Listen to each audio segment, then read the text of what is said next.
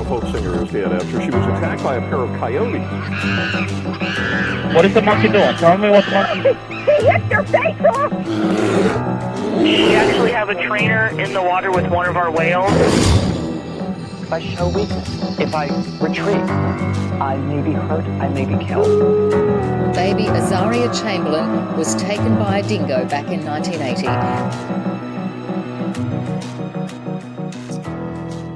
Hey everybody, welcome back to the Joe Rogan Experience. I'm your host, Joe Rogan, and joining me today is a massive fucking idiot who barely knows what he's talking about and reads at a 6th grade level. And they're here to sell a book that they didn't write. It's a ghostwriter wrote a book for them, and they want to sell it to impressionable youths. So we're going to talk for about 6 to 7 hours, and we'll get 65 million views on YouTube. How did that happen? How is it that that's the podcast? That's the one. I used to listen to that show. It used to not be bad, and now it's just like, wow, like who has the worst takes? Let's get them on the show. Jamie, can you pull that up? Who's got the worst takes in the world? It's Elon Musk this week. All right, well, let's have him. Let's smoke a cigar and make that bumbling idiot seem okay. Let's go shoot arrows at my Tesla. They did. That's not a joke. They fucking did that. I was thinking actually, like, you know, podcasts, every celebrities, just every single celebrity seems to have a show, but, you know, which celebrity that doesn't have a podcast would you listen to if they actually did start one? Like, I'm just trying to think through, like, would Morgan Freeman do, and it's got to be realistic. Like, would they even do a podcast? My first thought was like Morgan Freeman, because he's got the sexy voice. I don't know if that's a good impression, but you get it. But then it's like he's 90 and like very well off. He doesn't need a podcast. So like a celebrity that kind of needs the extra revenue stream, that doesn't have one yet, like old TV shows might be a good place to start. I know the two women from The Office, they have Office Ladies. That's actually a really decent show. They've got one. The guys from Scrubs, they have one too. That's also pretty good. I'm pretty sure like those two kids from fucking The Sopranos have got a show. I've seen them on TikTok. So maybe like an old show. Maybe like, I don't know, Breaking Bad.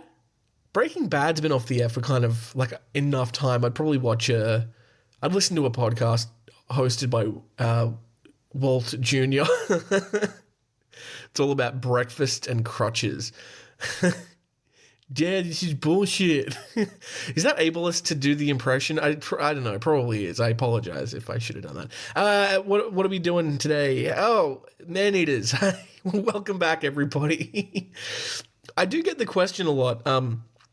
Why do you waffle on with, 1 to 3 minutes of weird bullshit before every episode? Why don't you just get into the meat of the bish? And the reason is I I need to get these thoughts out of my head.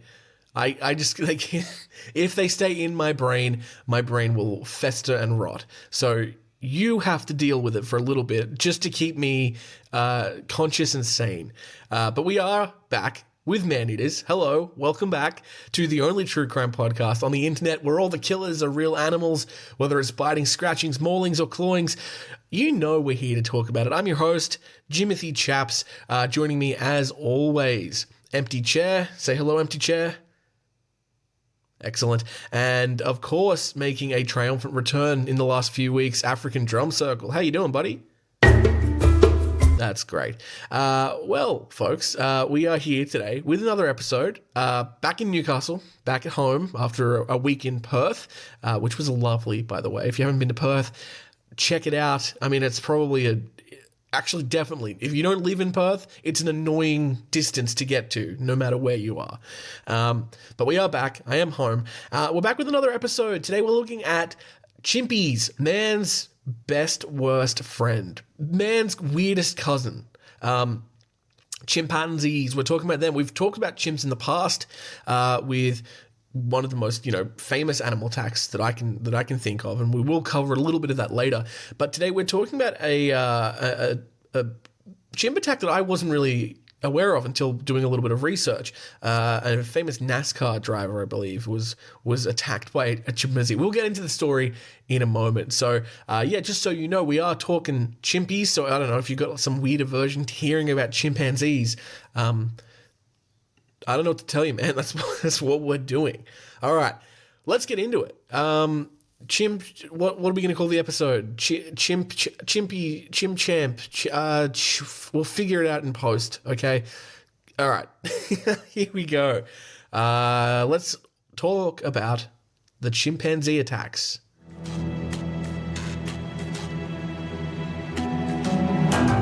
So before we talk about the main story that we're going to talk about today, let's go back to our basic biology and ecology and talk about what these animals actually are. So chimpanzees are scientifically identified as pan-troglodytes, which is just a great word, by the way. If you haven't called someone a troglodyte, what are you doing? It's great. It is top tier level insult. But pan-troglodytes, chimpanzees, are highly intelligent primates, native to the forests and savannas of equatorial Africa. These animals possess long arms and short legs, enabling them to traverse trees with ease. Their bodies are covered in coarse black hair, with bare skin on their faces, palms, and feet. Adult males typically weigh between 90 to 120 pounds, while females are slightly smaller, weighing in at 70 to 100 pounds. In their natural habitat, chimpanzees live in a complex social structure, or known as troops, which can comprise of up to 100 individuals. Within these groups, a hierarchical structure prevails, with dominant males holding the highest status. Communication among chimpanzees involves a variety of vocalizations, facial expressions, and gestures. Chimpanzees are omnivores with a diverse diet that includes fruits, leaves, seeds, insects, and occasionally small animals. They exhibit remarkable problem-solving abilities and are known for their use of tools, cooperation, and social learning. Tool use among chimpanzees extends to foraging, grooming, and communication. Now, despite their intelligence and their adaptability, chimpanzee populations do face significant threats due to habitat loss, poaching, and diseases. They are classified as endangered by the International Union for Conservation of Nature due to these factors. And chimpanzees have long been subjects of scientific research, contributing to our understanding of behavior, cognition, and genetics. However, ethical concerns regarding their use in research have led to an increase in scrutiny and calls for alternative. Efforts to conserve chimpanzee populations in their habitats are crucial for ensuring their survival and maintaining biodiversity in Africa's tropical forests. Now, one thing that's not mentioned in that little brief there of chimpanzees is that they are humanity's closest living relatives. There are no other living species of humans. There have been times in human history, a very long time ago, where different subspecies and species of humanity lived not necessarily among each other, but they did live at the same time on the same earth. Ultimately, Homo sapiens, us, we won out, and I think there might be a little bit of debate on how that happened, if other species just died out for whatever reason, or if they were actually genocided by us, by Homo sapiens. So we don't have any living other human populations. The closest we have are apes, and of the apes, the chimpanzee is the closest. And you can observe that if you just look at a chimpanzee, if you go to a zoo and you see it, or if you just watch videos of them, you can see like they're remarkably similar to us. The way that I'm thinking of a very specific video right now, but it was a video of a guy, amputee, just taking his false leg off. And the way that the chimpanzee reacts, just the face it makes, just the way it acts, it's so similar to how a human being, like especially a human child, would behave. They are I would say that chimpanzees' intelligence levels, I think they surpass humans until the age of about like 3. So once you're maybe 3 or 4, I think once you turn 3 or 4, you start to be a little bit more intelligent than a chimpanzee. But they have done studies. I remember there was a experiment where it was about object permanence. So little children develop object permanence, I think, slower than chimpanzees do. Object permanence is the idea of like, I have a pebble. You can see the pebble in my hand, right? And then I close my hand, and you and I know that the pebble's still there, right? Because we have object permanence. But another animal that might not have object permanence, a dog or a cat is a good example. They now don't know that rock is there. Or more accurately, maybe it's like you can see the pebble, you can see the rock, and I put it behind a tree. And now they don't know it's there anymore, unless they can smell it or hear it, which is a stone, so they can't do either of those things. But they did an experiment with little kids where they were... let me try to remember how it goes. It was more of a thought experiment. So little Becky has a donut, okay? And she puts the donut in the chest of drawers, okay? And then she leaves the room, okay? And then little Debbie comes in and she opens up the chest of drawers and she sees the donut. And she goes, oh, that's a cool donut. And she goes and she puts the donut in the basket underneath the bed. Okay, so she's moved the donut from the chest of drawers to the basket under the bed. And then little Becky comes... Is it Becky? I forgot the names. The first girl, Becky, comes back in. Where does she look for the donut? Now, you and I know that the donut has moved, but you and I also know that Becky wasn't there. There's no way for her to know where it's moved. So we know that Becky's going to check the drawer, in the chest of drawers, and she's obviously not going to find it. But if you ask a little child, where is the where's the donut, or where is Becky going to look for the donut? They go, oh, it's underneath the bed. Because they can't understand that their knowledge and this other person's knowledge are different in some way. That was just a little experiment that they did, and apparently chimps learn that faster than people. That's from what I believe. So we're gonna. That's enough about chimps. Let's move on to some blood and gore. Let's talk about this attack. So St. James Davis, and it's another weird... I don't know many people with Saint in their first name, but this guy's name's St. James Davis, and he was a driver of the NASCAR K&N Pro Series West. I'm going to just be straight up. I don't know anything about NASCAR, but if you do know anything about NASCAR and I make mistakes, just keep it to yourself, man. Just don't need to tell anyone.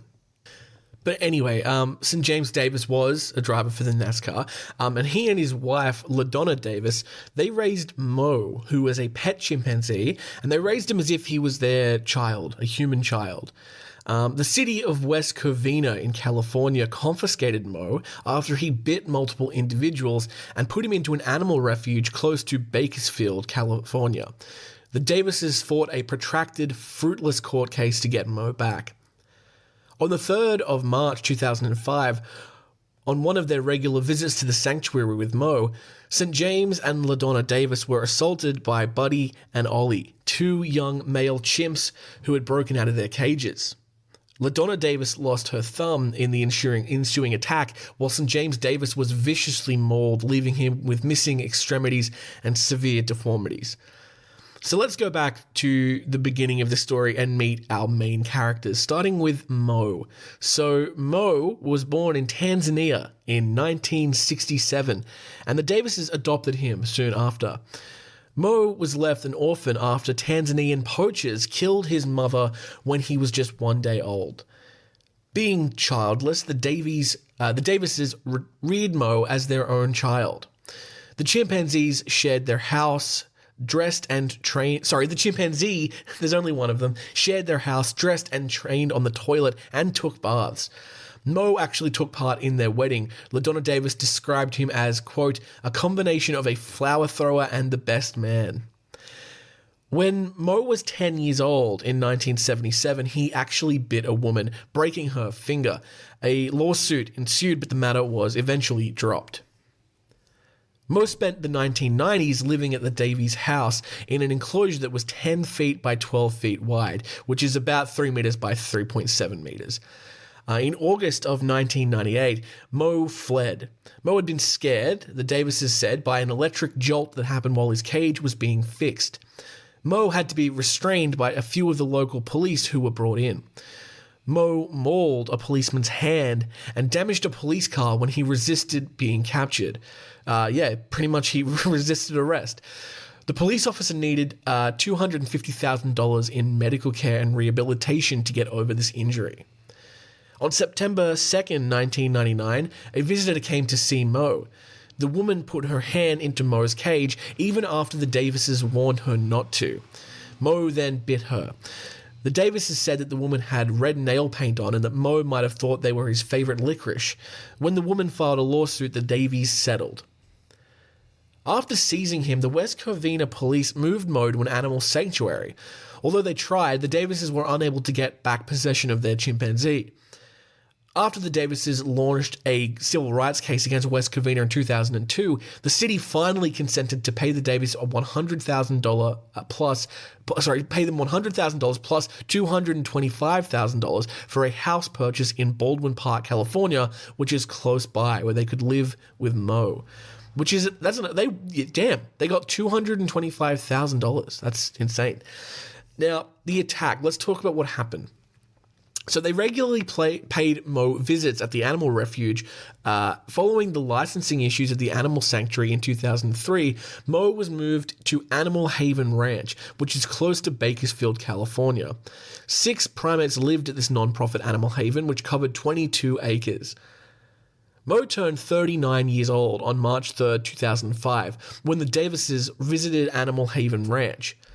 Mo's enclosure was close to a picnic table where the couple was sitting and had brought him a birthday cake. The pair brought a raspberry-filled sheet cake, chocolate milk. Damn, this guy gets treated better than I do. Toys, and candy hearts to the birthday celebration. When the animal noticed them, LaDonna Davis recalled, he clapped his hands joyfully. She saw an ape had escaped its cage as she proceeded to cut a second slice of cake for it. Rushing her, that chimp chewed off her thumb. LaDonna was protected by St. James, pushing her under the table. Also loose was a second chimp. These chimps' names were Buddy and Ollie. While not participating in the attack on Davis, 2 female chimpanzees named Susie and Bones also managed to break out of their cages during the attack and were apprehended 5 hours later. Now, Mo, the one that they raised, stayed out of the assault. Concurrently, Buddy and Ollie attacked St. James. The first animal went for his face and the second for his foot. Mark Carruthers, a son-in-law of the sanctuary owner, pulled out a .45 caliber pistol and shot Buddy in the head. Ollie, meanwhile, pulled St. James's body along a sidewalk. Ollie was shot dead by Carruthers, who was following St. James. St. James lost most of his fingers, his left foot, most of his butt cheeks, both testicles, a portion of his torso, and portions of his face, including his lips and nose, to the attack. Arriving, paramedics reported it looked like a grizzly bear attack. The attack sent St. James to the Loma Linda University Medical Center. St. James was in a coma for 6 months in the hospital recuperating for the attack. St. James Davis had more than 60 procedures between 2005 and 2009. Along with 2 slots in the middle of his face where the nose used to be, he also now wears a prosthetic eye. The Davises were uninsured and they chose not to file a lawsuit against Animal Haven. The Davises posted a banner in their front yard in 2006, the year after the attack, that said, "Free Mo," to persuade the city of West Covina to comply with their 2002 settlement, which called for the city to buy them a house in Baldwin Park so they could be with their chimpanzee Mo. They also went to Superior Court in Pomona, California. The court decided in 2007 that because West Covina had not complied with the 2002 settlement, the city should help pay the Davises $32,000 and provide $300 a month to help with Mo's housing and travel expenses. In the summer of 2008, Mo vanished. Mo was staying in San Bernardino at Jungle Exotics, a ranch for performing animals. Mo was reportedly observed by construction workers at a house close to Jungle Exotics. Other witnesses saw him moving towards a mountain. The 42-year-old chimpanzee had never been located, despite authorities searching San Bernardino National Forest and the Davises hiring a helicopter to make flyovers in an effort to drive Mo from hiding. So that is our main sort of story that we're talking about, the St. James Davis chimpanzee attack. Well, I was under a misapprehension here. When I first heard of this story, I thought Mo was the one who had done the attack, but no, it was actually these two others, Buddy and Ollie, who obviously came to a very sad end when they were both shot dead by the son-in-law of the owner of the ranch. And the part of the story that's really crazy is that Mo just disappeared. He just potentially just went into the mountains and lived the rest of his life. Some people think that maybe the Davises had something to do with his escape, but obviously no one ever proved that. So yeah, he maintains hiding. He's probably dead at this point. This is 2006, 2008. And he was already 42 at the time. So he might be dead by now, but they never retrieved a body. They never found him. So, hey, it's not outside the realm of possibility that Mo lives out there in the forest, living a peaceful final few years. So St. James Davis is not the only chimpanzee attack, obviously. There are a few other big stories, but there's also some stories that we don't have a lot of information on. And this next one's one of them. So this is the story of Gary Brown. So Gary Brown was taking a trip to Sierra Leone, and his journey took a terrifying turn when he and his companions encountered a chimpanzee on a remote mountain road near the Takuma Chimpanzee Sanctuary. Initially expecting a day of sightseeing, Brown found himself facing a life-threatening situation as the chimp launched a sudden attack. Unaware of the escaped chimps from the sanctuary, Brown's curiosity led him to reach for his camera upon spotting the primate. However, his friend Melvin Mahama's instincts kicked in, sensing danger ahead. As Mahama attempted to reverse the car to escape, the situation quickly escalated when the chimp charged at them with ferocity. The chaos unfolded as the chimp wreaked havoc on their vehicle, causing severe injuries to his friend, who valiantly fought back against the assailant. Despite their frantic attempts to flee, including a desperate ramming of a gate, the situation spiraled out of control, leading to tragic consequences. Amidst the chaos, Issa Kanu lost his life, and Brown found himself facing the enraged chimp in a battle for survival. With a mix of fear and determination, Brown confronted the chimp, ultimately managing to subdue it with a makeshift weapon, a tree limb. His bravery in the face of this danger highlights the raw instinct for survival that emerged in the heat of the moment. Following the ordeal, Brown and Mahama were eventually rescued and taken to a hospital where Mahama received treatments for his injuries. Reflecting on the traumatic event, Brown attributed his survival to a combination of fear, adrenaline, and what he believed to be divine intervention, a testament to the resilience of the human spirit in the face of adversity. And of course, this wouldn't be a full episode if we didn't cover something that we've already talked about in length. We've got to talk about Travis the chimpanzee, by far the most famous and well-known of any chimpanzee attacks on people. Now, we did cover this early on in the show's history, episode 6 or 7, and I have a close personal connection to this story. So for those of you who don't know, back in 2021 or 22, I was in a play called Trevor. Now, Trevor is a comedy that is based off the story of Travis the chimpanzee. I actually played the chimpanzee. And actually, I must have done a pretty good job because I won an award for it. My best actor, that's right, in the city, which is not a huge deal. But hey, it's pretty cool. I think I'm the only person to win a Conda for playing an ape. But yeah, this story has a personal connection to myself. And so I just thought I would cover this story very basically. If you want to listen to the whole episode, you can go back and find it. But this is just sort of a summary of what happened to Travis. So Travis, yes, was a chimpanzee, and he became the center of a tragic and wildly publicized incident that it unfolded in Stamford, Connecticut in 2009. Not too long after Mo the chimpanzee. His story began in the early 1990s when he was adopted by Sandra Herold, who raised him as if he was a human child, even allowing him to eat at the dinner table and sleep in her bed.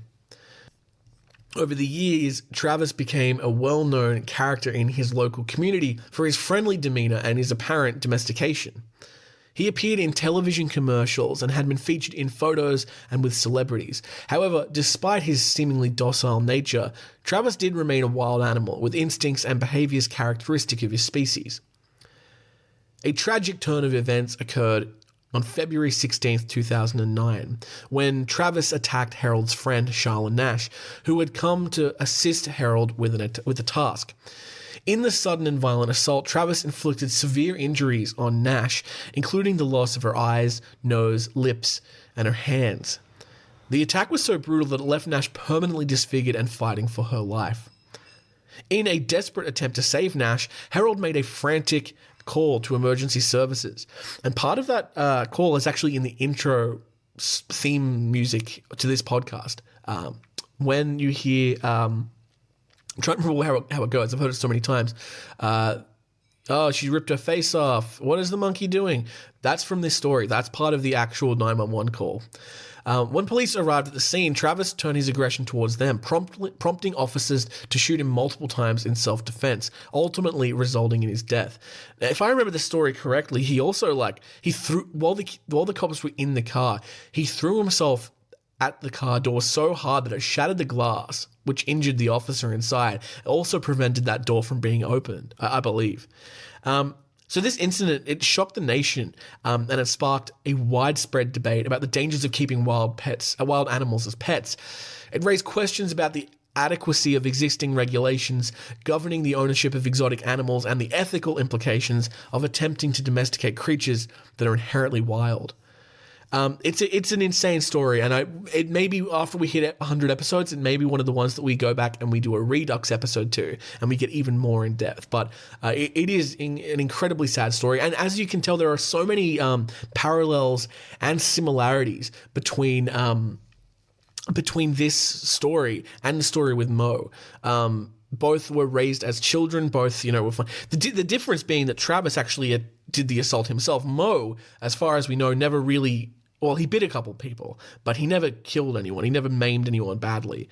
But yeah, he did bite someone, breaking their finger, which is not great. And I would say that it's kind of like owning a dangerous dog. It's like it's a bit of a time bomb. It's not if they're going to attack or revert to their base instinct. It's going to be when.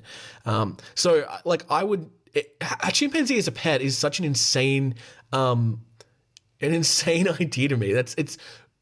I've told this story before. So my fiance and I, this is before we were engaged, we stayed at Taronga Zoo overnight. They have a great program called the Roar and Snore, which is where you sleep, you go glamping essentially. There's like tents and you go camping there. It's lovely. They give you breakfast and they give you a night tour of the zoo.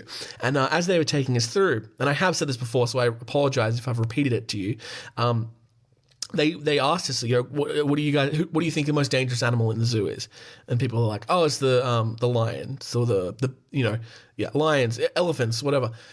Someone threw is it like a weird animal? Is it like the tapir? And it's none of those.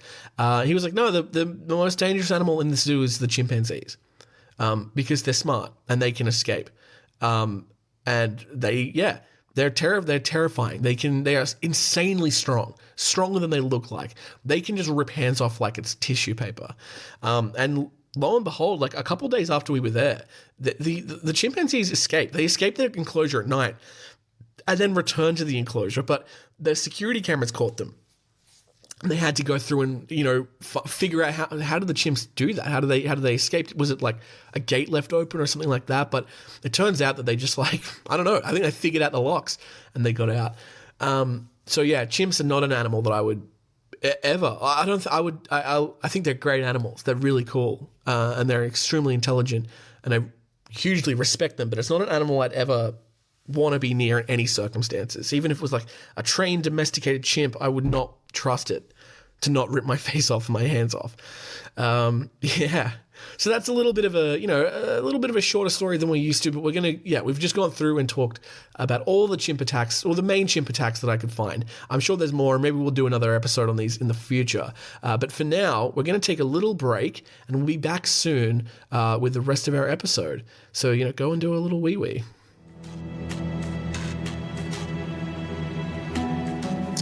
All right, and we're back, and you know what time it is, guys. It's my favorite time of the fucking day.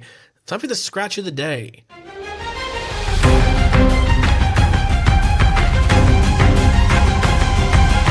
Scratch of the day, the segment of the show where we look at news and all the animal attacks that have occurred in the last week.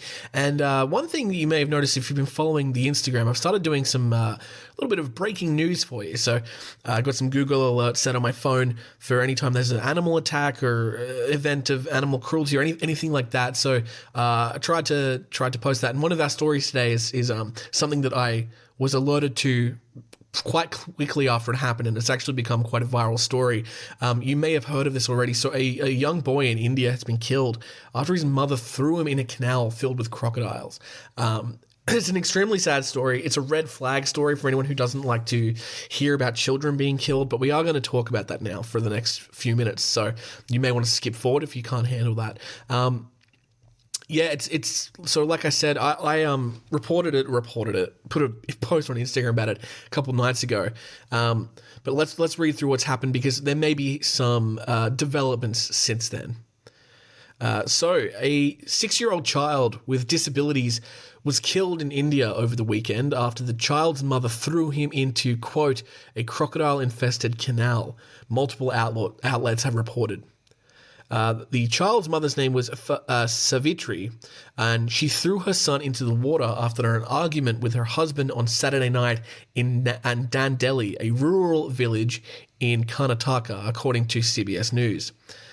Savitri and her husband, Ravi Kumar Shell, were arguing about their child, who was deaf and non-verbal. Savitri said that they quarreled a lot over the boy, shifting the blame about the murder to her husband, who says she wanted him to die. Quote, my husband is responsible. She kept saying, let the boy die. My husband said that all he does is eat. Quote, let him be, I'd say. If my husband keeps repeating such things, how much torture could my son endure? But he kept repeatedly telling me to let the child die, Savitri told reporters, according to Outlook.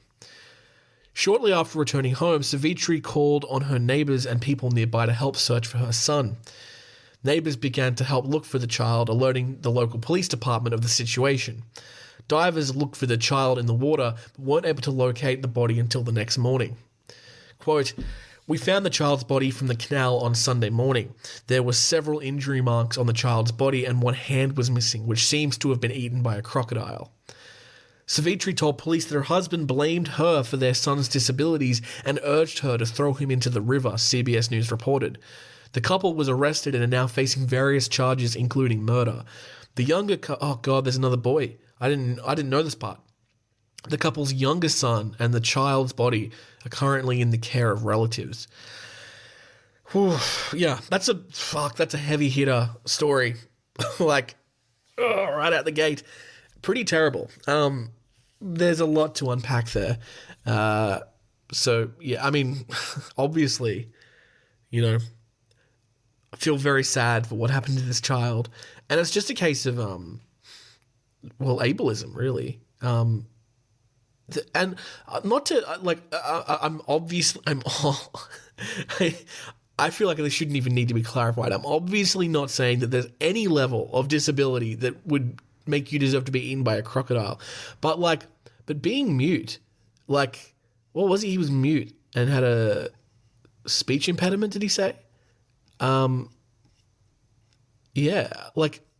That's nothing. I mean, it's not nothing. That's hard to deal with. He's deaf and nonverbal. Those are definitely two very difficult disabilities to live with, but they're not impossible. Lots of kids are deaf and mute. I'm sure in India, in that area, lots of kids are deaf or mute. It sucks that this kid was both. But God, just to what kind of lowlife do you have to be? You just have to be a bad person. There's no way around it. You're a bad person. The husband's a bad person for complaining and telling the wife to do this. The wife is obviously the bad. But I saw someone trying to argue that the wife was a victim, and I'm like, look, maybe she. It sounds like she didn't have a great husband, but she's not the victim here. No, she's the murderer. She murdered her son. There's nothing that you can say that changes that. But I hope both of them are charged with murder, and yeah, it sucks that they have another kid. That sucks. I didn't know that part. That's a bit of new information for me. I'm hoping as well that the crocodiles are left alone, because it's hard. Normally when an animal attacks someone, you're like, we've got to make sure we kill that animal so it doesn't happen again. But like in this case, it's like, well, they threw him into a canal. There is a chance that the kid died before he was attacked by the crocodiles too. Very good chance the kid died from the impact, depending on how tall the bridge was over the canal. Also, like, maybe he drowned. But there's no way to know. So I mean, like, I hope that no one else has to die, including the crocodiles. But it's hard to know. Yeah, it's a brutal story. And I've got a couple of comments on. There were a couple of comments on the post that I put up on Instagram. I might just read those and just see if any of them had any interesting takes. But yeah, I mean, it's so sad. Where are we? Yeah. Well, Root Smith says, "Whoa, is this in an episode?" It is now, buddy, because I just recorded it. But yeah, it's pretty insane. And then Bradley says, "Damn, now she's definitely getting launched in there." I mean, I wouldn't publicly say that that's what you should do to someone who does this, but maybe informally in a one-on-one conversation, I might say that. But, you know, I definitely wouldn't suggest anyone in the community go and seek retribution.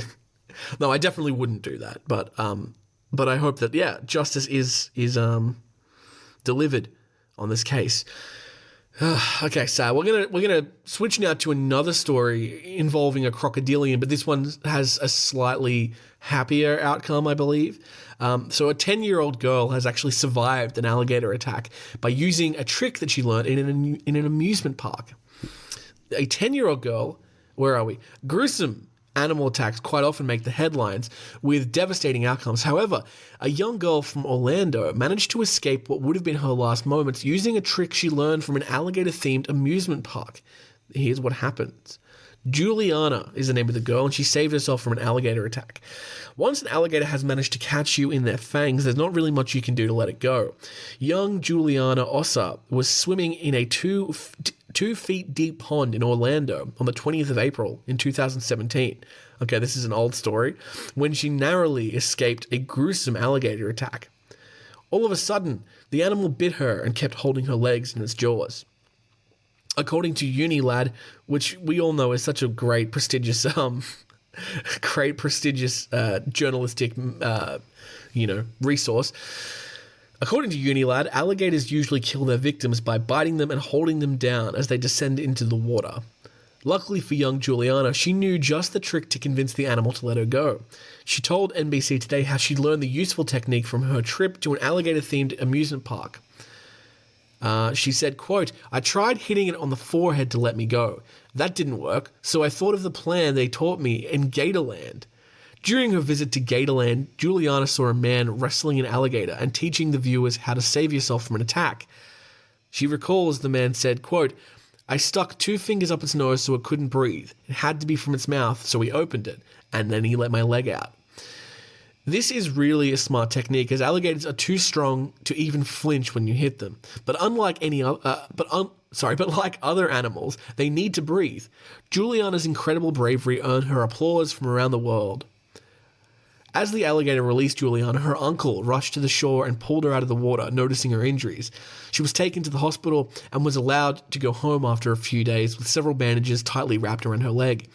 The amusement park also spoke out on the unbelievable story on their official Facebook account, saying, "We here at Gatorland would like to send our thoughts and prayers out to Juliana and her family. We are happy to hear she is home. We wish her a speedy recovery." Way to go, Juliana. That's incredible. I know that technically that's what you're supposed to do. I've heard that. I've heard like, oh yeah, stick your finger or your thumb in its eye or its nose or its ears or whatever you can and that'll make it let go. I just don't know if I would have the presence of mind in the middle of being attacked by an alligator to remember to do that. But this 12-year-old girl managed it, so it gives me hope. So well done, Juliana. Yeah, badass. Good on her. If you live in Orlando, it's probably a good idea, I guess, to go to Gatorland and brush up on your alligator wrestling techniques from a guy who's just wrestling an alligator. Is that allowed? Is that I guess the closest thing we had was Steve Irwin, but he wasn't really wrestling the crocodiles, at least not at Australia Zoo. Anyway, one more story. A Pennsylvania woman has been mauled outside of her home by a bear. There is a video, but we're going to read the article. A Pennsylvania woman was hospitalized after being mauled by a mother bear with her cubs this week and is recounting the brazen animal attack from her hospital bed. Quote, "She had me down and she was on top of me. I thought I was going to die." Lee Ann Galante, 55 years old, told Pittsburgh affiliates WTAE, adding, "I never thought this would happen to me." The attack took place on Belford Drive in Butler Township on Tuesday around 8:30 p.m. local time, while Galante was letting her dog outside to the rear of the residence, according to a police report from the incident. Galante suffered injuries to her arm, face, neck, and head in the attack and was transported to Butler Memorial Hospital. Pennsylvania Game Commission authorities found the mother bear and 3 cubs in a tree in the immediate area, police reported, noting that the female bear continued to be aggressive. The Game Commission authorities euthanized the mother bear and the cubs were tranquilized and were to be released in an unknown area. Recounting the terrifying event, Galante said she was outside her home's deck with her dog, a small black Pomeranian, when she looked up and saw the outline of a huge bear cub in the tree. The mother bear started to go after Galante's dog before she started screaming at the animal, who then approached her. She says she was not going to let her kill her dog. The mother bear then attacked Galante on the deck of her home, saying, "She pushed me down and my face went smack into our cement pad that we have off the step.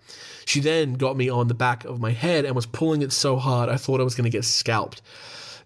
Galante said she pulled so hard that it did pull the skin from the back of my ear and I have stitches back there. Galante, whose hair is tinted red with blood from the injuries of her scalp, said, "I was bleeding like crazy. I have so many staples in the back of my head." Butler Township Police Department says that this is the first incident that he's seen of this kind. "I've been here for 40 years and it's never happened. We never have anything like this," says Police Chief John Hayes. There you go. That was from the 7th of March, 2024. So a recent one. As I was reading that, I was like, oh, damn, have I, reported this before? Because it's very similar. But I guess attacks like this just are, they are similar a lot of the time, aren't they? All right. Well, that was a good solid scratch of the day. I thought we had a couple of survival stories, which are always helpful to keep up the morale, but also, a brutal one, some sadness, some death, which I know is what you freaks are really into. Let's talk about one more. Let's talk about our dickhead of the day.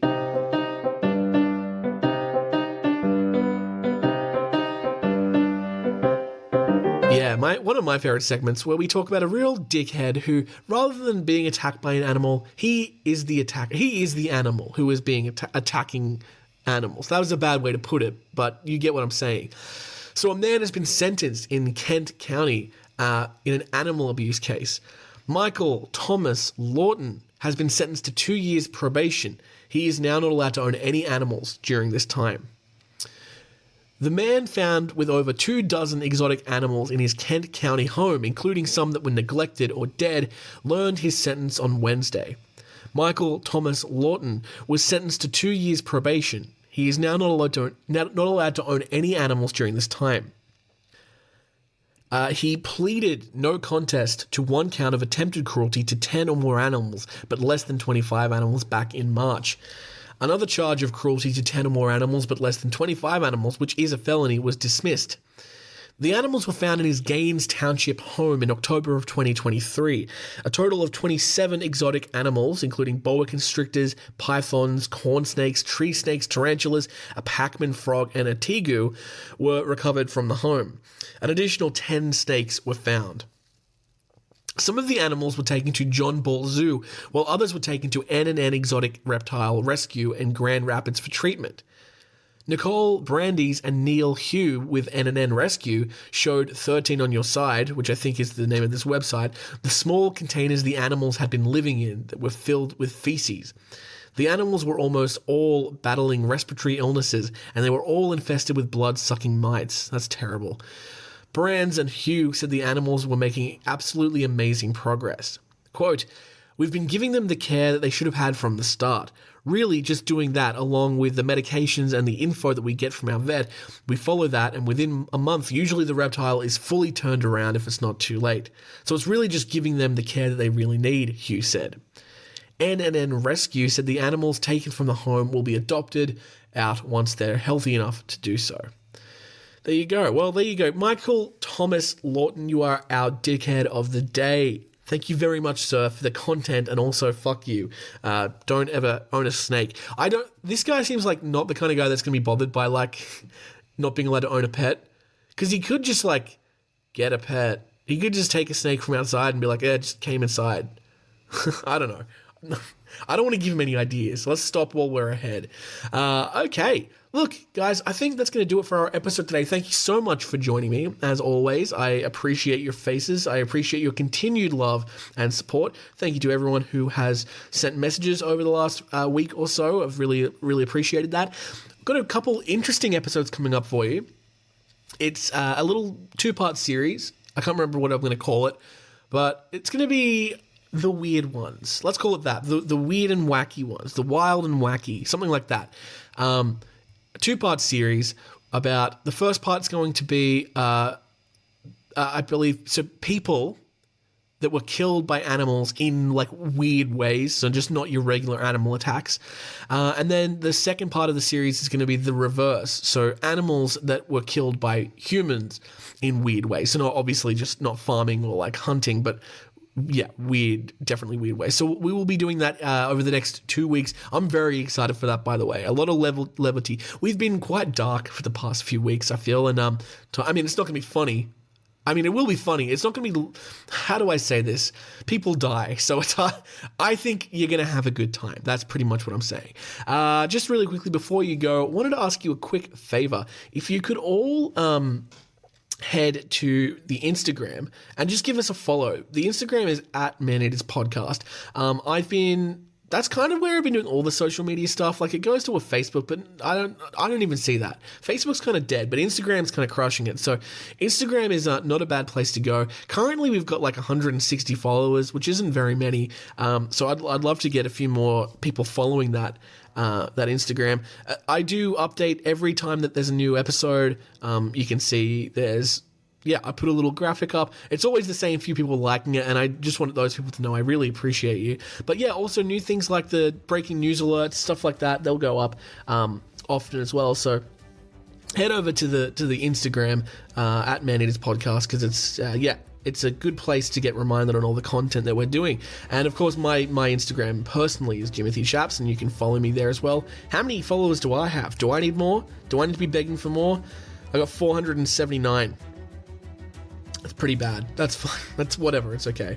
479, and I've made 467 posts. That's, one per post pretty much. All right, guys, have a great week. I will see you soon.